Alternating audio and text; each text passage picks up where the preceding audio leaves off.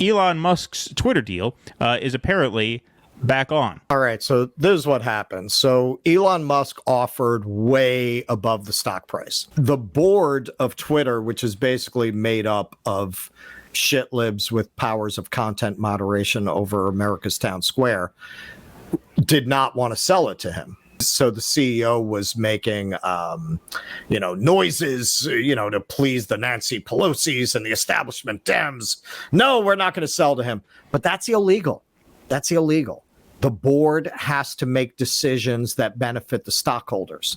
And if you got some crazy billionaire offering way above what the stock is trading at to buy the stock, you cannot dismiss that offer. You cannot, on ideological grounds, refuse. The stockholders can sue you for that.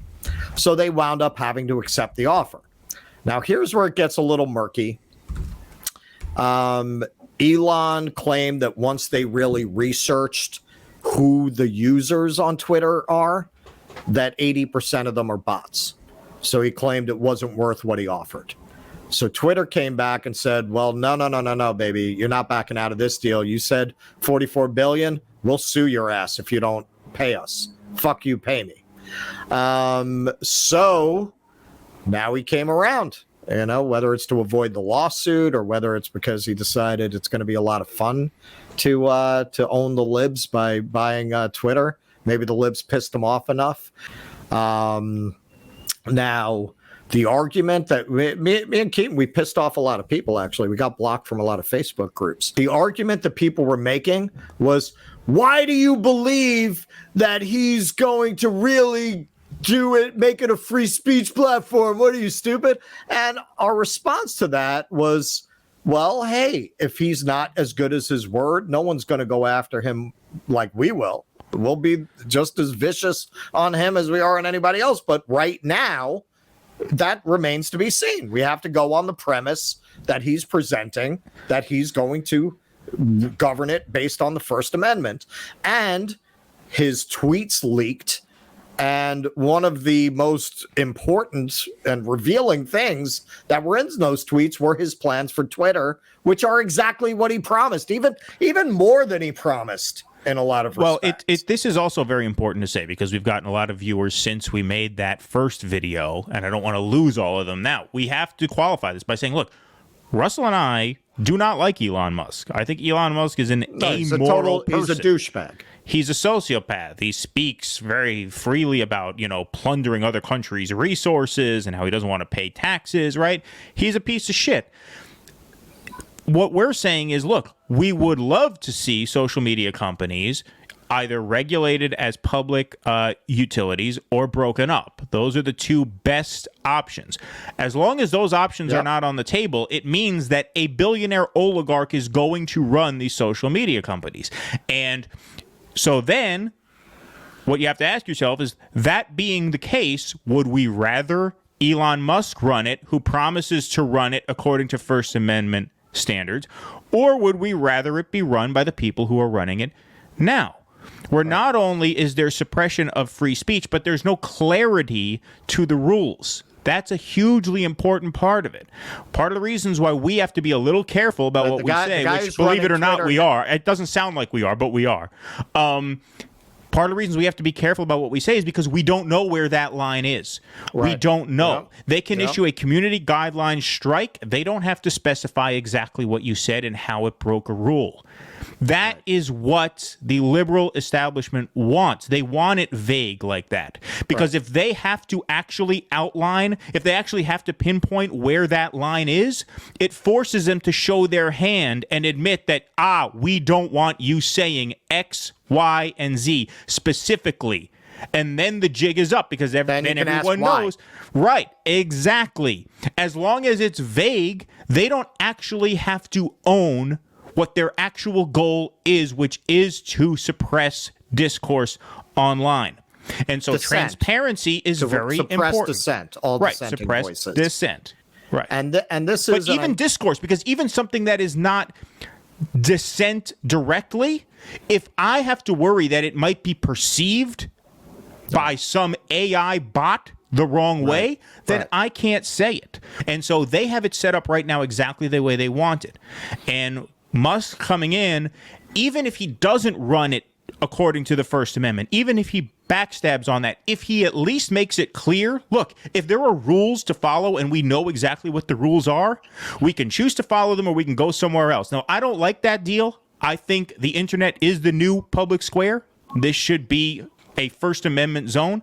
But okay, if you are clear about what the rules are, we could choose to either follow them or go elsewhere. Fine. At least you're letting us know the deal. Right. Things being what they are now, people don't know the deal. And that causes them not only to get disappeared if they accidentally step over the line, but it causes them to really censor themselves because they don't know where the line is and they want to be careful not to cross it. And that's bullshit. And so it has nothing to do with how we feel about Elon Musk, just like it has nothing to do with how we feel about Tucker Carlson. Elon Musk is a fucking asshole. He called a guy trying to save children from a cave a pedo because he insulted his little submarine. He's a fucking, he's a piece of shit. He's an asshole.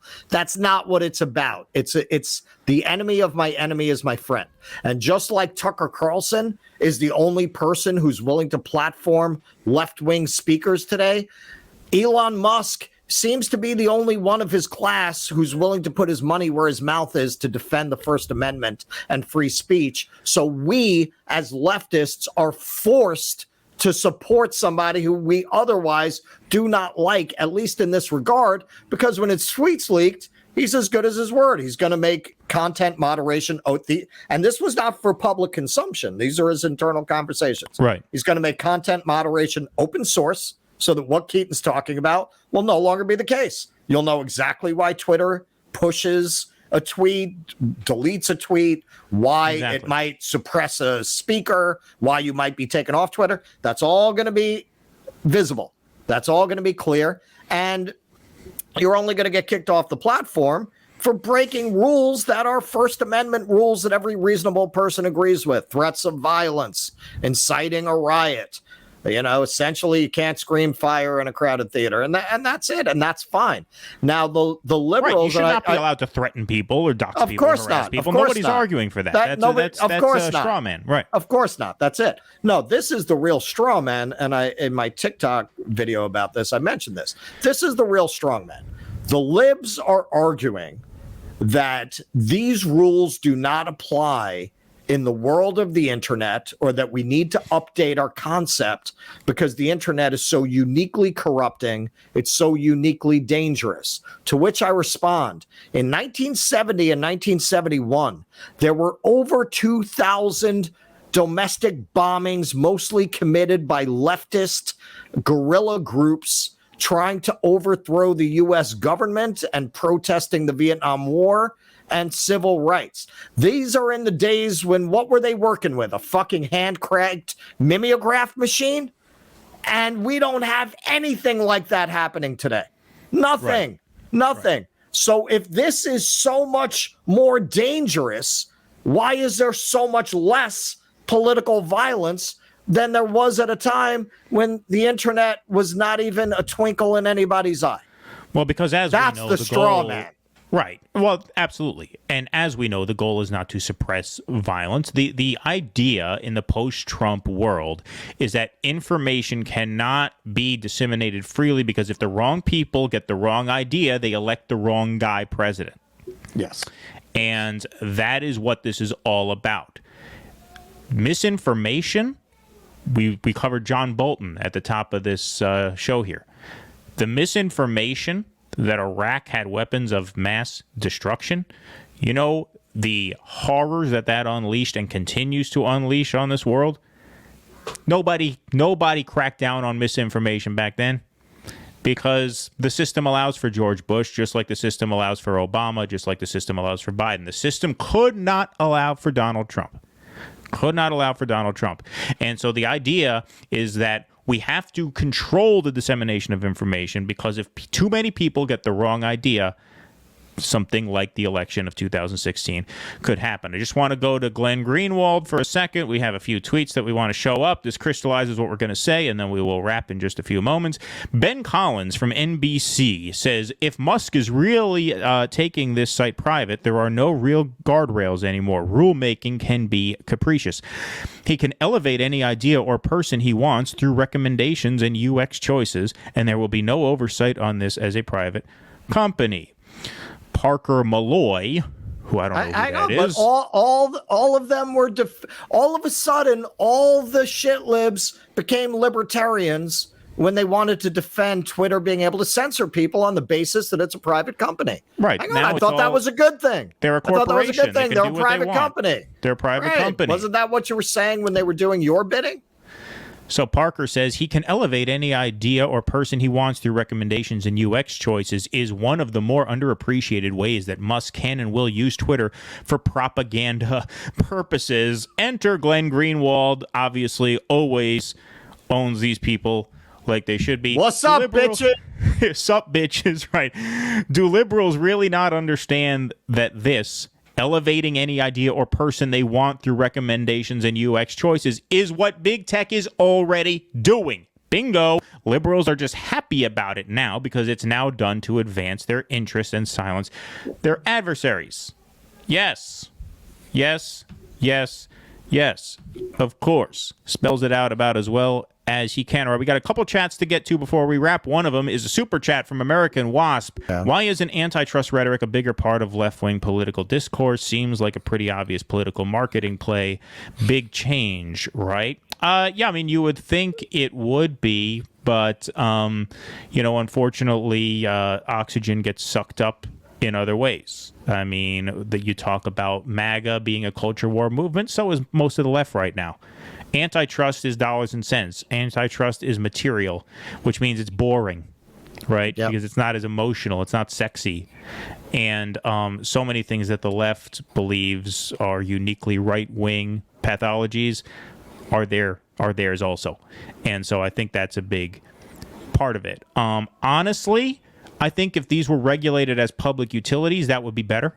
I think there is a lot of value to having only a small handful of networks because that allows for a mass audience like YouTube. The reason we found all you guys here and have an audience now is because there aren't 75 different networks where people are posting videos. So I kind of like everything being in the same place, right? It builds a sort of global network, which I think is a good thing. I mean, they're kind of are 75, utilities. But I'm too old and you're too Amish to know what they are. Well, but that's the point. The point is this is where the action is at. And that makes it possible to build an audience without joining up on 75 different video networks, right?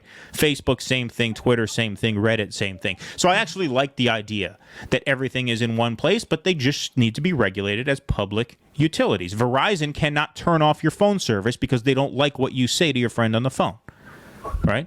That's a public utility. Right. The internet, social media should be regulated the same way. Not yet. Well, yeah, not yet. All right. Captain Obvious says the problem with one of your last statements, though, Keaton, is Musk deleted that tweet about we will coup who we want to. He will self-censor, so he's not as much a hardcore free speecher as you claim. I don't think he's a hardcore free speecher. I don't think. Oh, come on, man. Who among us has not put up something and then thought better of it? So I don't know that makes a state. Whether he's hardcore free speech or not, I don't know that that's reflective of anything about anything.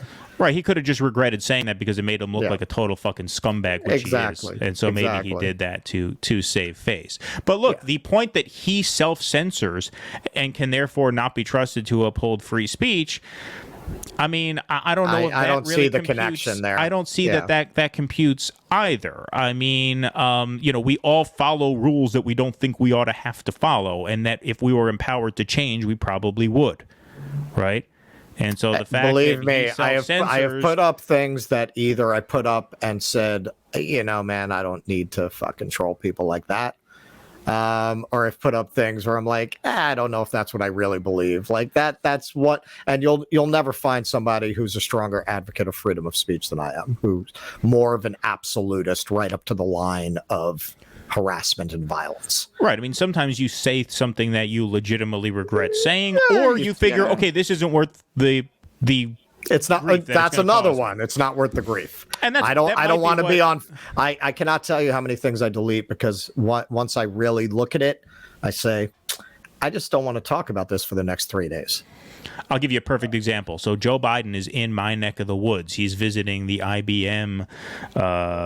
They have a big IBM. They still have it up there? Zone. Yeah. It's up here in the Hudson Valley. It's in Fishkill. It's a big IBM corporate office, corporate headquarters.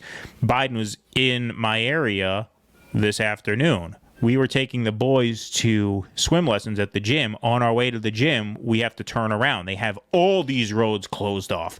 All the roads. I mean, they closed the highway. They closed the side roads because he was landing at the airport, which is pretty close to the gym. So they closed everything down. We were late for the lesson. We almost missed it entirely. Thankfully, they were cool. They let us hang out in the pool after it was supposed to be over. I go on Facebook and I say, hey, heads up, Hudson Valley residents. Our decrepit warmongering piece of shit president is in town pretending he cares about the IBM workers and all the roads are closed, so plan accordingly. And I thought after I tweeted that out in anger, and I didn't tweet it out. I put it on my personal Facebook page. I posted it in anger, and I thought, this is really not worth the grief from the in-laws. Like, forget it. I'll take it. You know what I mean? So, like, did I self-censor? Sure. But, like, you can make those decisions. It doesn't necessarily mean you're against free speech as a value set. But Captain Obvious, once again, I want to make this very, very clear for probably the 5th or 6th time now. We are not stands for Elon Musk here. We're not coddling Elon. He is unbased. Right. Elon is unbased, yo. The issue is, as long as one of these oligarchs is going to own a major social media company, look, let me put it to everybody this way. Would you rather Elon Musk buy that company, or would you rather Bill Gates buy that company? Right? Exactly. We're all on the same page there, and that's all we're saying. That's all we're saying. Things being as they are, and the some current rich asshole is going to own Twitter. Right. And the current CEO of Twitter makes Jack Dorsey look like Frank Zappa. Right, exactly. So that's all we're saying. Please clap.